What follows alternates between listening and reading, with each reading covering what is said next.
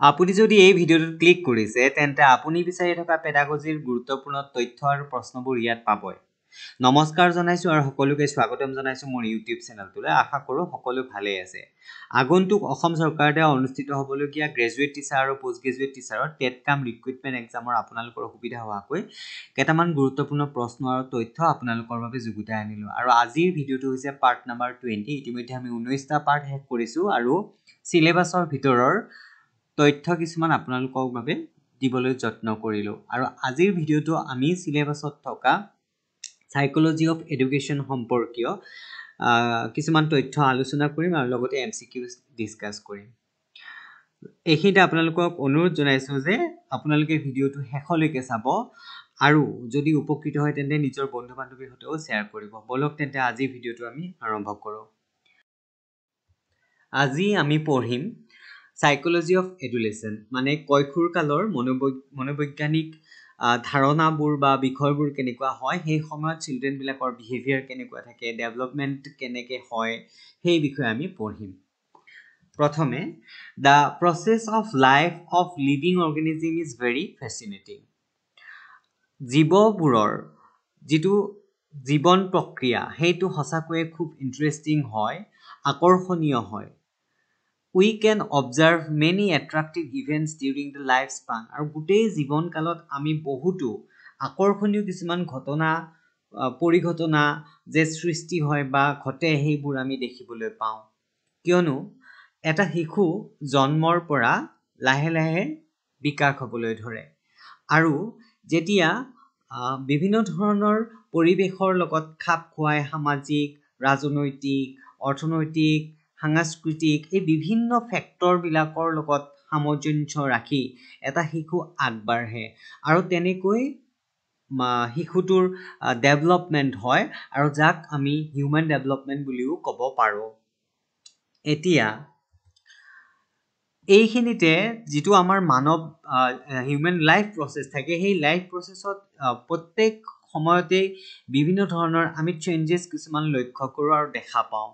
আৰু এই চেঞ্জেছবিলাকৰ বাবেই কি হয়, চেঞ্জেছবিলাকে ডেভেলপমেণ্টত সহায় কৰে বা ডেভেলপমেণ্ট হয় চেঞ্জেছবিলাকৰ বাবেই। অৰ্থাৎ if we keenly observe the process of development of the human child, we will see various changes in different phases of life. অৰ্থাৎ জীৱনৰ বিভিন্ন সময়বোৰত, জীৱনৰ বিভিন্ন ষ্টেজবোৰত আমি এটা শিশুৰ কেনেকৈ বাঢ়িলে, কেনেকৈ ডাঙৰ হ'ল, কেনেকৈ ওখ হ'ল, শকত হ'ল, ক্ষীণ হ'ল, এনেকুৱা ধৰণৰ আমি বিভিন্ন ধৰণৰ চেঞ্জেছবোৰ দেখিবলৈ পাওঁ। লগতে শিশুটোৰ সৰু কালৰ যি বিহেভিয়াৰ্ছ আছিলে সেই বিহেভিয়াৰখিনি গৈ পেলাই ডাঙৰত আৰু কিমান ভাল হ'ল বা কেনেকৈ বেছি ভাল হ'ল, এই কথাখিনিৰ চেঞ্জেছবোৰেই হৈছে ডেভেলপমেণ্ট। এতিয়া আমি চাম মিনিং অফ ডেভেলপমেণ্ট। ডেভেলপমেণ্ট মানেনো কি একচুৱেলি? ডেভেলপমেণ্ট মানে হৈছে গ্ৰেজুৱেল আপহোল্ডিং অফ কোৱালিটিজ। ডেভেলপমেণ্টে সদায় কোৱালিটিত গুৰুত্ব দিয়ে, অৰ্থাৎ it is a qualitative concept. Development is a qualitative concept, গুণগত বিষয় বা গুণগত ধাৰণা। উন্নয়নে সদায় আমাৰ কোৱালিটিবিলাকক ধৰি লয়। যেনে এটা শিশুক আমি যদি কওঁ যে শিশুটো কেনেকুৱা, তেতিয়া আমি ক'ম যে শিশুটো ভাল। কিমান ভাল বুলি যদি সোধে সেইটোক আমি কাউণ্ট কৰি পেলাই নকওঁ। সেইটোক আমি নকওঁ যে 100 টকাৰ সমান ভাল, 200 টকাৰ সমান ভাল, 300 টকাৰ সমান ভাল বা পৰীক্ষাত মাৰ্কছ পোৱা মতে 80% ভাল, 90% ভাল, তেনেকুৱাকৈ নহয়। আমি সেইটোক ক'ম যে ভাল, বহুত ভাল, বহুত বেছি ভাল, এনেকৈ ক'ম। তাৰমানে এইটো হৈছে কোৱালিটি। এইটো হ'ল কোৱালিটেটিভ কনচেপ্ট, যিটো ডেভেলপমেণ্ট বুলি কয়। ইয়াত সদায় গুণগত মানবোৰ ধৰি লোৱা হয়। আৰু development is the process of development of human life is fantastic. Human being manifest different faces of development. মানুহে তেওঁৰ জীৱনত বিভিন্ন ধৰণৰ ফেচেছবোৰ দেখিবলৈ পায়, তেওঁ উপলব্ধি কৰিবলৈ পায় আৰু তেওঁ সেইবোৰ ফিল কৰিবলৈ পায়। Human development process is very interesting. the phases of development carry and unfold various characteristics. বিভিন্ন ধৰণৰ characteristicsবোৰ carry কৰে development phase বিলাকত. Growth versus development. Yes, development যদি আমি ভালকৈ শিকিব বিচাৰো তেতিয়াহলে developmentৰ আগত আমি growth কি শিকিব লাগিব. এটা শিশু জন্ম পায় আৰু জন্মৰ পিছত লাহে লাহে শৰীৰটো ডাঙৰ হ'বলৈ ধৰে, ভৰি দুখন দীঘল হয়, হাত দুখন দীঘল হয়, বহিব পাৰে, থিয় হ'ব পাৰে, খোজ কাঢ়িব পাৰে, দৌৰিব পাৰে, তেনেকৈ মাত উলিয়াব পাৰে, প্ৰথমতে এটা শব্দ কয়, তাৰ পিছত দুটা শব্দ কয়, তাৰ পিছত সেন্টেন্স ক'ব পৰা হয়. এই যে লাহে লাহে বিকাশৰ ফালে যে গৈছে, লাহে লাহে যে বাঢ়ি গৈছে শিশুটো, হেয়াই হৈছে গ্ৰোথ. আৰু গ্ৰোথ বস্তুটো হৈছে এটা কোৱান্টিটেটিভ কনসেপ্ট. গ্ৰোথ কেতিয়াও কোৱালিটেটিভ হ'ব নোৱাৰে. গ্ৰোথটো কোৱান্টিটেটিভ কনসেপ্ট যাক আমি মেজাৰ কৰিব পাৰো. সাপোজ আপোনাক যদি কোনোবাই সোধে যে আপুনি এই বছৰ কিমান সেন্টিমিটাৰ ওখ হ'ল, তেতিয়া আপুনি যদি কয় যে আগৰ বাৰতকৈ মই এইবাৰ 2 সেন্টিমিটাৰ বাঢ়িছো, তো সেইটো হ'ব কোৱান্টিটেটিভ কনসেপ্ট. মানে that means that is the growth. কোনোবা এটা শিশুৱে ক্লাছ 11ত কিমান মাৰ্কস পাইছিল আৰু হেতুক যদি আমি কম্পেয়াৰ কৰি 12ৰ লগত চাওঁ কিমান বেছি পালে বা কিমান কম পালে, হেতু হৈছে এটা গ্ৰোথ মেজাৰমেন্ট. কিমান পাৰ্সেন্ট কমিলে, কিমান বাঢ়িলে, ওজন কিমান কমিল, ওজন কিমান বাঢ়িল, এই ধৰণৰ উচ্চতা কিমান কমিল বা উচ্চতা কিমান বেছি হৈছে, এই ধৰণৰ যিবোৰ বিষয় থাকিব, ধাৰণা থাকিব, এই ধাৰণাবোৰ গ্ৰোথৰ লগত ৰিলেটেড হয়. অৰ্থাৎ গ্ৰোথ কেন বি মেজাৰ্ড আৰু এইটো হৈছে কোৱান্টিটেটিভ কনসেপ্ট. আনহাতে ডেভেলপমেন্ট কেনট বি মেজাৰ্ড, এইটো হৈছে এটা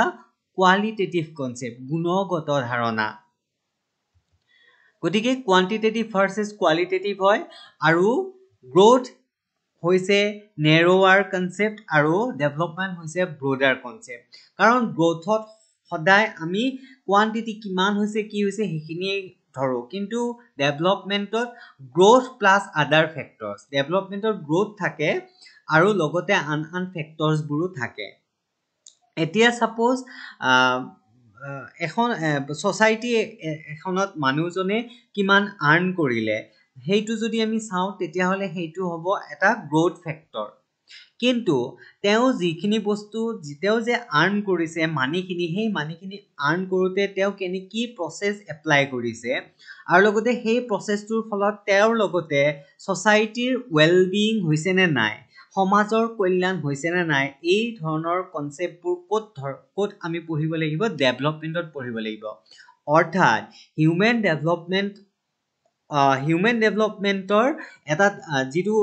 ধাৰণা থাকিব, সেই ধাৰণাটোত গ্ৰোথ প্লাস আদাৰ এসপেক্ট অফ আৱাৰ লাইফ সেইখিনি ধৰি লোৱা হয়. আৰু সেই কাৰণে ডেভেলপমেন্ট ইজ এ ব্ৰডাৰ কনসেপ্ট আৰু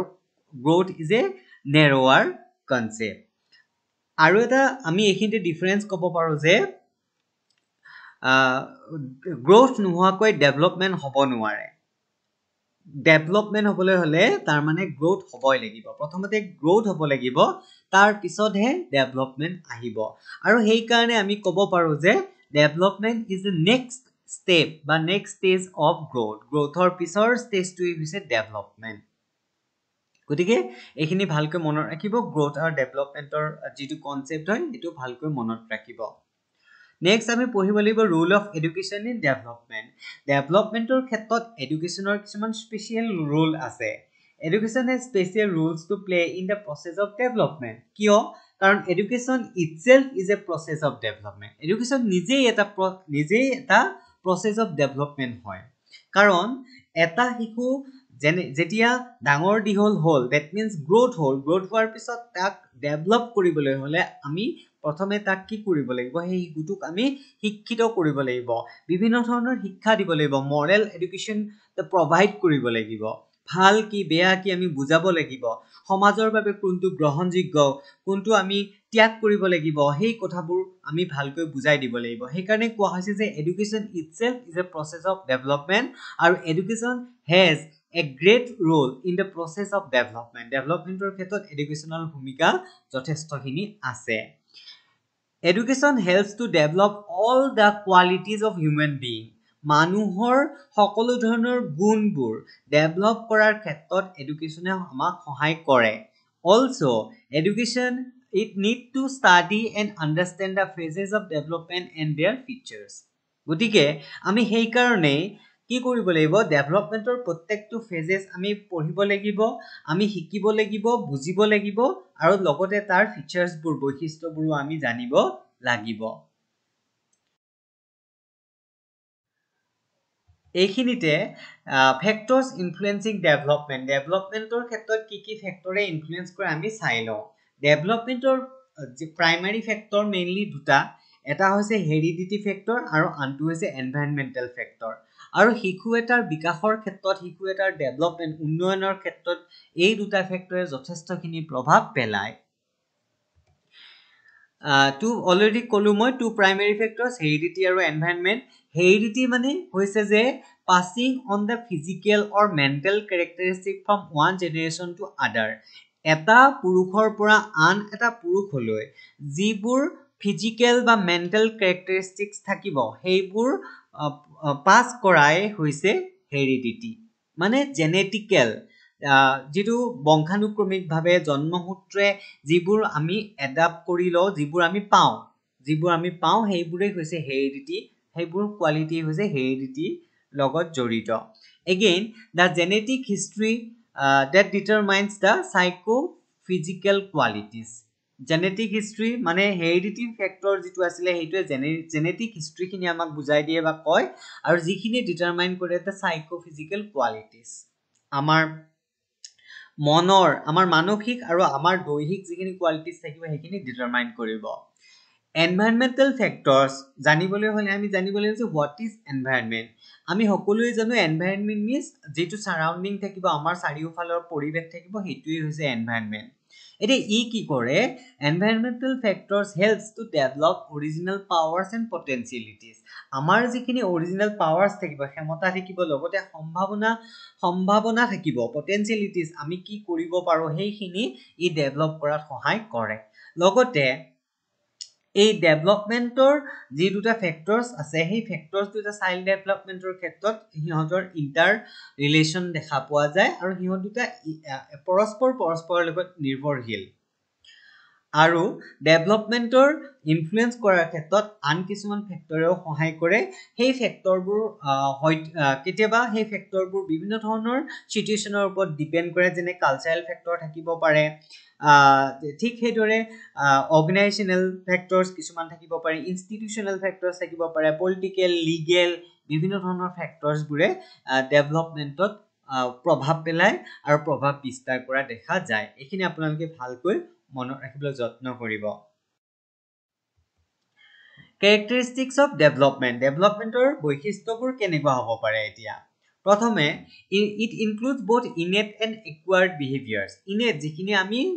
আমাৰ জন্মৰ লগে লগে আমি যিখিনি পাও acquired যিখিনি আমি বিভিন্ন পৰিবেশত আমি আহৰণ কৰো বিভিন্ন পৰিবেশত থাকি আমি যিখিনি চৰিত্ৰ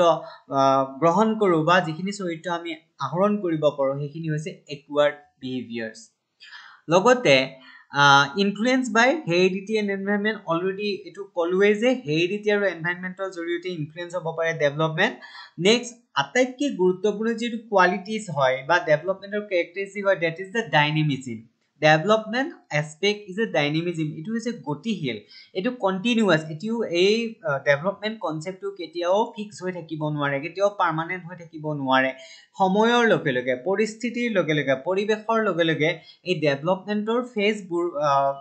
সদায় কি হ'ব গতিশীল হৈ থাকিব সদায় হি চলি থাকিব কেতিয়াও ৰৈ নাযায় নেক্সট ডেভেলপমেন্টৰ যিমানবোৰ ডাইমেনশনস আছে সেই ডাইমেনশনবোৰ হ'ব যেনে ফিজিক্যাল মেন্টাল ইমোশনাল সোশিয়াল এটসেট্ৰা এইবোৰ ডাইমেনশন থাকিব লগতে আন এটা ক্যাৰেক্টাৰিষ্টিক হ'ব নো uniformity of rate and speed of development among all factors এই যিমানবোৰ ফ্যাক্টৰস থাকে সেই ফ্যাক্টৰস বিলাকৰ ৰেট আৰু স্পিড অফ ডেভেলপমেন্ট কেতিয়াও একে হ'ব নোৱাৰে ইউনিফৰ্মিটি নহয় লগতে differs from person to person yes ব্যক্তি বিশেষে ডেভেলপমেন্ট বেলেগ হ'ব পাৰে মেলৰ ডেভেলপমেন্ট বেলেগ হ'ব পাৰে ফিমেলৰ ডেভেলপমেন্ট বেলেগ হ'ব পাৰে এটা শিশুৰ ডেভেলপমেন্ট আৰু এটা প্ৰাপ্তবয়স্ক লোকৰ ডেভেলপমেন্ট বেলেগ ধৰণৰ হ'ব পাৰে লগতে এডুকেশ্যন এণ্ড ট্ৰেইনিং কেন এক্সেলাৰেট ডেভেলপমেণ্টক সদায় এডুকেশ্যন আৰু ট্ৰেইনিঙে আৰু বেছি ওপৰলৈ লৈ যোৱাত সহায় কৰিব গতিকে এইকেইটা হৈছে ডেভেলপমেণ্টৰ মূল বৈশিষ্ট্য ভালকৈ মনত ৰাখিব এতিয়া আমি চাই লওঁ যে ষ্টেজেছ অফ ডেভেলপমেণ্ট কেনেকুৱা হ'ব পাৰে অলৰেডি মই মেনশ্যন কৰিছোঁ যে এটা শিশু জন্মৰ পিছৰ পৰা বিকাশ হ'বলৈ আৰম্ভ কৰে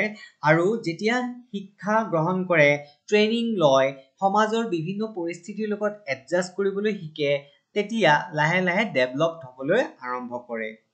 আৰু ডেভেলপমেণ্ট প্ৰচেছটো হৈছে এটা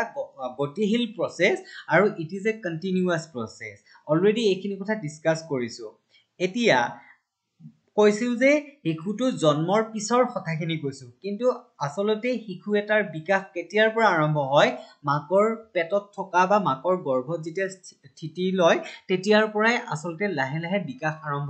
আৰম্ভ হ'বলৈ ধৰে আৰু সেইকাৰণে ষ্টেজেছ অফ ডেভেলপমেণ্টক আমি মেইনলি দুটা ভাগত ভাগ কৰি ল'ব পাৰোঁ এটা হৈছে বিফৰ বাৰ্থ আৰু আনটো হৈছে আফটাৰ বাৰ্থ বিফৰ বাৰ্থটো প্ৰি নেটেল ডেভেলপমেণ্ট বুলি কোৱা হয় আৰু আফটাৰ বাৰ্থক পোষ্ট নেটেল ডেভেলপমেণ্ট বুলি আমি ক'ব পাৰোঁ এতিয়া বিফৰ বাৰ্থ ইয়াক আকৌ আমি তিনিটা ভাগত ভাগ কৰি ল'ব পাৰোঁ stage of conception embryonic stage আৰু fetal stage stage of conception মানে হৈছে from the moment of conception to day 4 4 নম্বৰ দিনলৈকে এম্ব্ৰায়নিক ষ্টেজটো হৈছে from the day of 4 to 8 weeks মানে 56 ডেজলৈকে আৰু ফেটেল ষ্টেজটো হ'ব 56 ডেজৰ পৰা জন্ম পোৱা সময়লৈকে এইটো হৈছে ফেটেল ষ্টেজ ভালকৈ মনত ৰাখিব ইয়াৰ ওপৰত প্ৰশ্ন অহা দেখা যায় যে পিৰিয়ডটো কিমান পিৰিয়ড হয় কোনটো ষ্টেজক অমুক বুলি কোৱা হয় বা কোনটো ফেটেল ষ্টেজ হয় এনেকুৱা ধৰণে সোধে আপোনালোকে ভালকে মনত ৰাখিব এতিয়া আহোঁ আমি আফটাৰ বাৰ্থ মানে পোষ্ট নেটেল ডেভেলপমেণ্ট ইয়াকো আমি তিনিটা ভাগত ভাগ কৰি ল'ব পাৰোঁ এটা হৈছে ইনফেন্সি আনটো হৈছে চাইল্ডহুড আৰু আনটো হৈছে এডলেচেন্স এইকেইটা হৈছে আফটাৰ বাৰ্থ ষ্টেজ আৰু আগৰ কেইটা আছিলে before birth stage pre nettle and post nettle ভালকৈ মনত ৰাখিব ইয়াৰ ওপৰত প্ৰশ্ন হয়তো আহিব পাৰে এতিয়া আমি চাম অভাৰভিউ অফ ডেভেলপমেণ্টেল ষ্টেজেছ ডেভেলপমেণ্টৰ যিমানবোৰ ষ্টেজেছ থাকে তাৰ ওপৰত অকণমান কিবা কিবি চাই লওঁ এতিয়া ষ্টেজেছ অফ ডেভেলপমেণ্ট সম্পৰ্কে বিভিন্ন ধৰণৰ এডুকেশ্যনিষ্টসকলে বা চাইকলজিষ্টসকলে বা ব্যক্তিসকলে বিভিন্ন ধৰণে মতামত আগবঢ়াইছিল তাৰ ভিতৰত যিসকলে মতামত আগবঢ়াইছিল তাৰ ভিতৰত আমি লেখত ল'বলগীয়া এটা ভাগ কৰিছিল ডিভিজনছ আগবঢ়াইছিল সেইটো আছিলে জিন জেক ৰুছুৱে আগবঢ়োৱা ডিভিজনটো তেখেতৰ যিখন বিখ্যাত গ্ৰন্থ আছিলে এমিলি মই আমাৰ পেডাগজিৰ প্ৰথম দুটা ভিডিঅ'ত আমি ৰুছুৰ বিষয়ে বহুতো যথেষ্ট কুৱেশ্যন পাইছিলোঁ আৰু তাত এমিলি গ্ৰন্থৰ কথা উল্লেখ কৰিছিলোঁ তেখেতৰ সেই এমিলি নামৰ গ্ৰন্থখনত তেখেতে শিশুৰ ডেভেলপমেণ্টৰ ষ্টেজেছবোৰ ভালকৈ উল্লেখ কৰি থৈ গৈছে একৰ্ডিং টু হিম মানে ৰুছুৰ মতে depending on the views of Comenius মানে তেওঁৰ আগত কমেনিয়াছে কিছুমান ভিউজ আগবঢ়াইছিলে ডেভেলপমেণ্ট ষ্টেজৰ ওপৰত আৰু সেইটোৰ ওপৰত ভিত্তি কৰি লৈ পেলাই ৰুছুৱে ডেভেলপমেণ্টৰ যিকেইটা ষ্টেজ আছিলে সেইকেইটা কেটেগৰাইজ কৰিছে এনেধৰণে চাৰিটা ভাগত প্ৰথমটো হৈছে infancy from birth to 5 years of age জন্মৰ পৰা 5 বছৰ বয়সলৈকে ইনফেন্সি বুলি কৈছে childhood from 5 years to 12 years of age তাৰপিছত early adolescence 12 to 15 years of age আৰু late adolescence 15 to 20 years of age এইখিনি আছিলে ৰুছুৱে ভাগ কৰা ডিভিজন পৰৱৰ্তী সময়ত আৰ্নেষ্ট জোনছে আগবঢ়াইছিল কেটেগৰাইজ কৰিছিল it was Ernest Jon one of the greatest educationists who also outlined the stages of development of human life মানুহৰ জীৱনৰ যিটা ডেভেলপমেন্টৰ ষ্টেজ আছিলে সেই ষ্টেজ কেইটা আগবঢ়োৱা আন এগৰাকী এডুকেশ্যনিষ্ট আছিলে আৰ্নেষ্ট জোন তেখেতৰ মতে ভাগ কেইটা আছিলে ইনফেন্সি 5 বছৰ বয়সলৈ লেট চাইল্ডহুড 5 পৰা 12 বছৰ এডুলেচেন্স 12 পৰা 18 বছৰ আৰু মেচিউৰিটি বুলি কৈছিলে তেওঁ হেতু আছিলে 18 পৰা ওপৰত এটো আছিলে আৰ্নেষ্ট জোনৰ ডিভিজন পৰৱৰ্তী ৰাইবাৰ্নছ বুলি এগৰাকী সাইকোলজিষ্ট আছিলে তেওঁ আগবঢ়াইছিল ডেভেলপমেন্টৰ ষ্টেজেছ কেইটা তেওঁৰ মতে ডেভেলপমেন্টৰ ষ্টেজ আছিলে 6টা প্ৰথমটো আছিলে ইনফেন্সি 0 পৰা 3 ইয়াৰ্ছৰ ভিতৰত আৰ্লি চাইল্ডহুড 3 পৰা 6 বছৰৰ ভিতৰত ট্ৰানজিশন পিৰিয়ড 6 পৰা 8ৰ ভিতৰত লেট চাইল্ডহুড 8 ৰ পৰা 12 আৰ্লি এডোলেসেন্স 12 ৰ পৰা 14 আৰু লেট এডোলেসেন্স আছিল 14 ৰ পৰা 18 বছৰ বয়সলৈ এইখিনি আপোনালোকে ভালকৈ মনত ৰাখিব কোনে আগবঢ়াইছিল বুলি কেতিয়াবা প্ৰশ্ন সুধিবও পাৰে এতিয়া ডেভেলপমেন্টৰ যিখিনি কনসেপ্ট আগবঢ়ালো ডেভেলপমেন্ট আৰু গ্ৰোথ সম্পৰ্কে হেতুৰ ওপৰত ভালকে আপোনালোকে অধ্যয়ন কৰি লব দৰকাৰ হলে আপোনালোকে আৰু বিস্তাৰিতভাৱে বা কিতাপ যদি আছে তাৰ পৰা আপোনালোকে ভালকে চাই লব কাৰণ ডেভেলপমেন্টৰ কোৱেশ্চন যথেষ্ট পৰিমাণে অহা দেখা যায় পৰীক্ষাসমূহত আৰু লগতে ষ্টেজেছ অফ ডেভেলপমেন্ট যিকিটা আছে হেকিটাও আপোনালোকে ভালকে মনত ৰাখিবলৈ যত্ন কৰিব এতিয়া হও আজিৰ কেইটামান বিশেষ প্ৰশ্নলৈ প্ৰথমটো প্ৰশ্ন the basic elements of development is অপচনবোৰ হৈছে a growth b maturity c experience d all of the above ইয়াৰ শুদ্ধ উত্তৰটো হ'ব d all of the above next question number 2 development is a process which continue development হৈছে এটা প্ৰক্ৰিয়া যেটো চলি থাকে at a time B childhood or সময়ত C adulthood or সময়ত D lifelong it is a lifelong process answer hobo D পৰৱৰ্তী question 3 factors influencing the process of development option A heredity option B environment option C both A and B option D none of these শুদ্ধ উত্তৰটো হ'ব option number C both A and B next question 4 Find out the correct answer from the following statement. দুটা statement দিয়া আছে তাৰ পৰা শুদ্ধ উত্তৰ বাছিব লাগে। Option statement 1 hereditary factors or generic factors determine the psychophysical qualities and specialities. Statement 2 environmental factors determine the socio-political habits and attitude of human being. Heredity psychophysical quality or specialities খিনি determine কৰে লগতে environmental factor determine কৰে socio-political habit আৰু attitude খিনি যদি আমি ভালকৈ লক্ষ্য কৰো তেতিয়া হলে গম পাম যে statement দুইটাই শুদ্ধ হয় গতিকে ইয়াৰ শুদ্ধ উত্তৰটো হ'ব option number C both 1 and 2 are correct পৰৱৰ্তী question number 5 find out the correct statement about development development সম্পৰ্কে correct statement কোনটো অপচনবোৰ হৈছে there is only one dimension of development developmentor এটাই dimension আছে বুলি কৈছে অপচন বি কৈছে development includes both innate and acquired behavior of human being মানুহৰ innate আৰু acquired দুটা behavior development include কৰা হয় option C development is a discontinuous process development discontinuous process বুলি কৈছে আৰু ডি কৈছে যে all are correct আটাইকেইটা শুদ্ধ বুলি কৈছে গতিকে আমি যদি ভালকৈ চাও তেতিয়ালে ইয়াৰ শুদ্ধ উত্তৰটো হ'ব অপচন নম্বৰ বি কিয়নো এ টো ইনকাৰেক্ট এই কাৰণে হয় ইয়াত কৈছে যে এটাই ডাইমেনশন বুলি কৈছে নহয় ডেভেলপমেন্টৰ বহুতো ডাইমেনশন আছে ফিজিক্যাল মেন্টাল সোশিয়াল এটসেট্ৰা আৰু অপচন সি টো কিয় ভুল হৈছে কাৰণ ইয়াত কৈছে যে ডিসকন্টিনিউয়াস নহয় ডেভেলপমেন্ট সদায় continuous process it is lifelong process it is dynamic process next question number 6 which among the following is not a basic stage of development or growth before birth জন্মৰ আগত কোন ইয়াৰ তলত দিয়া কোনটো স্টেজ নহয় বুলি সুধিছে অপচনবোৰ হৈছে জাইগোটি that means stage of conception B embryo C fetus আৰু D infancy গতিকে শুদ্ধ উত্তৰ আমি জানোই কমে পাইছো option number D infancy before birth নহয় infancy after birth হয় পৰৱৰ্তী প্ৰশ্ন question number 7 the embryonic stage of child development continues up to embryonic stage to কিমান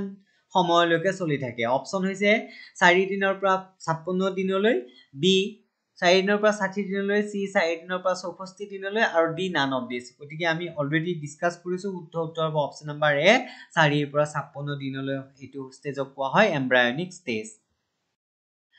next question 8 which of the following is correct about the concept of growth সম্পৰ্কে কোনটো correct হৈ উঠিছে অপচনবোৰ the scope of growth is broad compared to development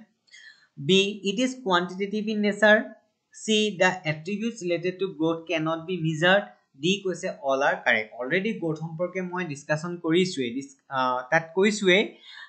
the scope of growth is broad compare to ডেভেলপমেণ্টতকৈ গ্ৰ'থৰ স্ক'পটো broad বুলি কৈছে হয় জানো নহয় নেৰ'হে হয় অপশ্যন বিত কৈছে যে it is quantitative in nature yes it is এইটো ডেফিনেটলি কাৰেক্ট হয় কাৰণ গণিব পাৰি কোৱান্টিটেটিভ বুলি কৈছে আৰু চিটো কৈছে যে the attributes related to growth cannot be measure গ্ৰ'থৰ লগত জড়িত এট্ৰিবিউটবিলাক মেজাৰ কৰিব নোৱাৰি বুলি কৈছে গতিকে এইটো ভুল ইয়াত শুদ্ধ উত্তৰ তেতিয়াহ'লে কোনটো হ'ব option number B it is quantitative in nature Question number 9. Which among the following is not a stage of development after birth? জন্মৰ পিছৰ কোনটো ইয়াৰে ষ্টেজ নহয় বুলি সুধিছে option A infancy option B childhood option D adolescence option D old age গতিকে old age বুলি আমি কোনো এটা হেৰিতে পোৱা নাই গতিকে সেইটোৱে ফুল এনসাৰ হ'ব ইয়াতে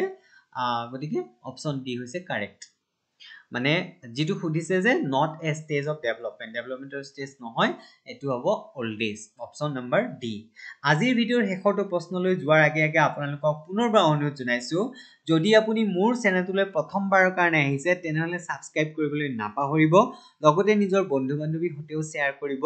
লাইক কমেন্ট আৰু উপযুক্ত দিহা পৰামৰ্শ দিবলৈ নাপাহৰিব গতিকে আজিৰ ভিডিঅ'ৰ শেষৰটো প্ৰশ্ন